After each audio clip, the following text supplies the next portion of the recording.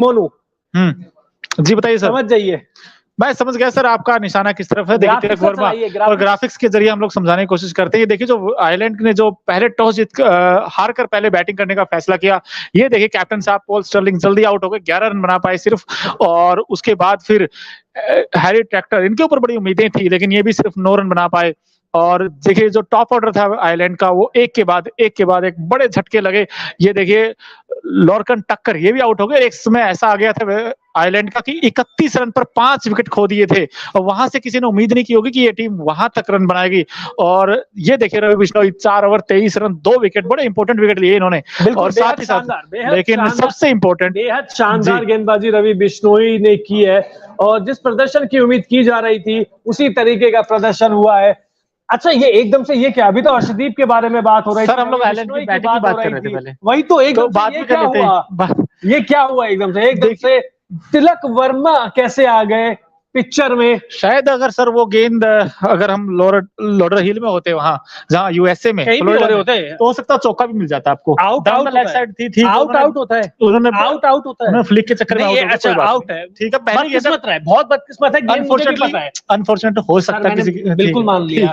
लेकिन आंकड़ों में क्या जुड़ेगा? जीरो अंडा, या आप कहोगे कि नहीं जीरो के आगे लिखा होगा बदकिस्मती से आउट हुए? देखिए सर, कुछ प्लेयर ऐसे होते हैं जो बड़े मैचों के लिए होते हैं। अब आज का मैच बड़ा नहीं है सर, 140 चेज करना आपको उतना मुश्किल है नहीं है। और वेस्ट इंडीज के खिलाफ कितना टारगेट चेस कर रहे थे आप? 500 का। तो वेस्ट इंडीज के लिए सर वहां के उनका पेस अटैक भी तो देखिए आप, उनके पास क्या था। आयरलैंड से अच्छा नहीं था। क्यों नहीं अच्छा था? आयरलैंड से अच्छा नहीं था सर। क्या आप देख लीजिए आयरलैंड ने क्या हालत कर रखी है आपकी। क्या 47 में हो गए ना आपके? आप तो आगे हो ना, 2 रन आगे हो ना सर आप। वो तो अगर सर सुनिए, अगर आयरलैंड के बल्लेबाज 160-70 तक बना देते तो ये 2 रन पीछे होते, आप मैच हार जाते। आप कह रहे होते कि नहीं तो बारिश नहीं होनी चाहिए थी, या बारिश रुक जाए, मैच हो जाए।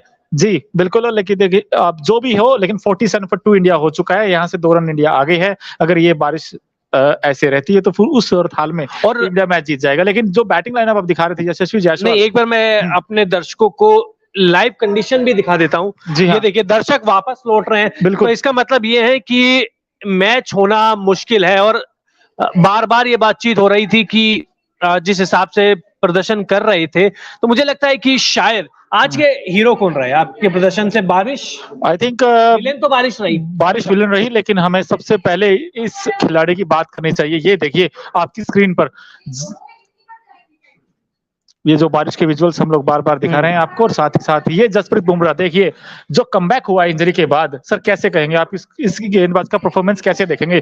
4 ओवर 24 रन और 2 वेरी इंपॉर्टेंट विकेट सर। बिल्कुल, और पहले ओवर में मतलब 5 गेंद पे 2 विकेट ले लिए थे, और बहुत अच्छी खबर ना केवल बुमराह के लिए बल्कि पूरे हिंदुस्तान के लिए, टीम इंडिया के लिए। और सबसे अच्छी चीज लय में भी दिखे, वो जिस तरीके का रनअप था इनका, मुझे लगा था कि इतने लंबे समय बाद जब कोई कमबैक करता उतना आसान नहीं होगा, बट उन्होंने वही रनअप लिया, उसी रिदम में दिखे। और अच्छी बात मुझे ये लगी कि उन्होंने जो डेथ में गेंदबाजी की, वो यॉर्कर्स दिखे, उनके स्टिक वो पैनापन नजर आया, तो मुझे बड़ी खुशी हुई है देखकर। और टीम इंडिया के लिए जैसे आपने कहा सबसे बड़ी होप है इस वक्त। बिल्कुल, एशिया का वर्ल्ड कप के लिए आप बिल्कुल मान सकते हैं रवि बिश्नोई की भी तारीफ होनी चाहिए। अर्शदीप सिंह हालांकि आखिरी ओवर 22 रन चले गए, तो उसकी बदौलत 4 ओवर में 35 दिए, लेकिन आज का सबसे बड़ा आपको पॉजिटिव मिला है, वो मिला है कौन? जसप्रीत बुमराह। और इनका आना बहुत जरूरी था भारतीय टीम के लिए, क्योंकि इनका जो बॉलिंग एक्शन है वो बड़ा मजेदार है। और साथ ही साथ हमें तारीफ करनी चाहिए कृष्णा की भी, उन्होंने भी बहुत अच्छी गेंदबाजी की, उन्होंने भी 2 विकेट निकाले और बड़े इंपॉर्टेंट विकेट थे उनके भी।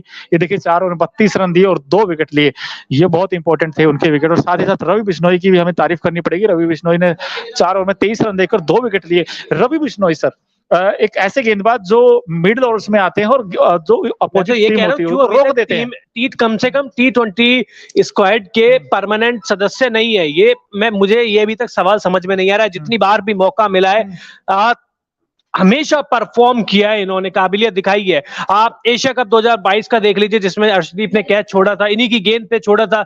उस मैच के बाद से T20 के बाद पता नहीं कितने लंबे वक्त बाद मौका नहीं मिला। तो आप सोचिए कि अगर कोई खिलाड़ी अच्छा प्रदर्शन कर रहा है तो आपको मौका तो देना ही होगा। बिल्कुल, और इनकी खास बात ये है कि इकॉनमी देखिए आप इनकी हमेशा हर मैच में बहुत अच्छी रहती है।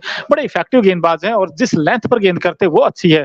उन्होंने आज भी देखिए गुगली गेंद पर जिस तरीके से पॉल स्टर्लिंग को फँसाया था, मजा आ गया वो देख के, क्योंकि और सिर्फ इसकी सबसे अच्छी बात ये है कि मैच में अंकुश लगा दिया रनों पर। एक समय ऐसा लग रहा था कि कहीं ज्यादा रन बन जाए, लेकिन आयरलैंड की भी हमें तारीफ करनी पड़ेगी। एक समय ऐसा था 31 फॉर 5 हो गए थे, 39 फॉर 6 हो गए थे और 39 फॉर 6 हुए थे। लक्ष्य सर, क्या आपने उम्मीद की थी 39 पर 6 होने के बाद कि ये टीम 139 तक जाएगी? बिल्कुल की थी, क्योंकि हमारी टीम इंडिया की ये पुरानी आदत है ना कि हम बल्लेबाजों को आउट कर देते हैं, हाथ ही निकल जाता है लेकिन पूछ रह जाती है। तो ये चीज मैं एक्सपेक्ट था, मैं सच बताऊं तो था एक्सपेक्ट। और अब एक चीज अच्छी ये भी है कि आप सोचिए 100 रन से पहले ही आयरलैंड आउट हो जाती तो क्या रोमांच देखने को मिलता। धीरे धीरे 2 विकेट गिरे, उसके बाद मैच बन तो रहा था कम से कम।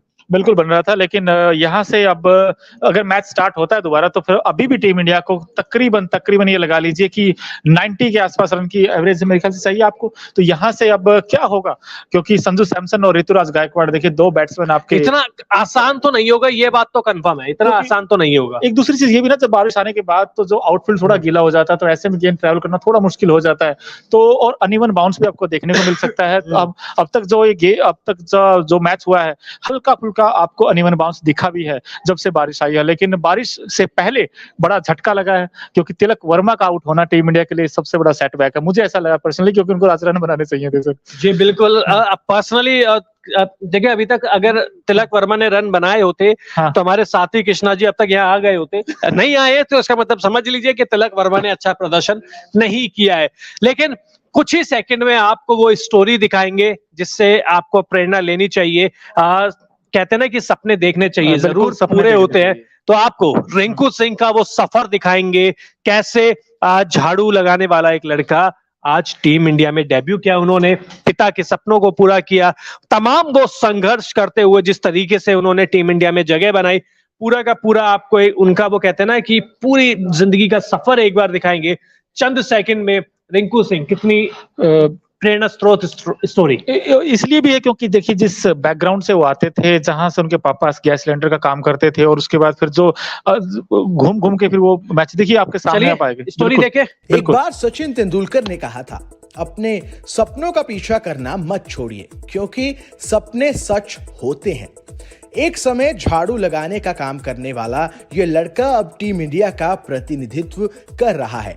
रिंकू सिंह ने आयरलैंड के खिलाफ पहले टी20 मैच में अपने इंटरनेशनल करियर का आगाज किया। जिस सपने को रिंकू सिंह ने 10 साल पहले देखा था वो पूरा हुआ 18 अगस्त 2023 को। 12 अक्टूबर 1997 को यूपी के अलीगढ़ में जन्मे रिंकू सिंह का क्रिकेट सफर किसी फिल्म कहानी से कम नहीं है। रिंकू सिंह 5 भाई बहनों में तीसरे नंबर पर हैं। उनके पिता गैस सिलेंडर की डिलीवरी का काम करते थे। इसी कारण से उनके परिवार की आर्थिक स्थिति अच्छी नहीं थी। अपने घर की आर्थिक स्थिति को देखते हुए उन्होंने एक बार क्रिकेट छोड़ने का मन तक बना लिया था। हताश होकर रिंकू सिंह ने नौकरी करने का फैसला किया, लेकिन रिंकू के सामने परेशानी ये थी कि वो पढ़े लिखे ज्यादा थे और उन्हें उस लेवल की नौकरी नहीं मिल रही थी। उन्हें जो नौकरी मिल रही थी वो थी झाड़ू मारने की। इस नौकरी के ऑफर से वो बुरी तरह टूट गए और अंत में उन्होंने क्रिकेट पर ही फोकस करने का मन बनाया। क्रिकेट में वापसी करने के बाद उन्होंने दिल्ली में हुए एक टूर्नामेंट में न केवल हिस्सा लिया बल्कि मैन ऑफ द सीरीज का खिताब भी जीता।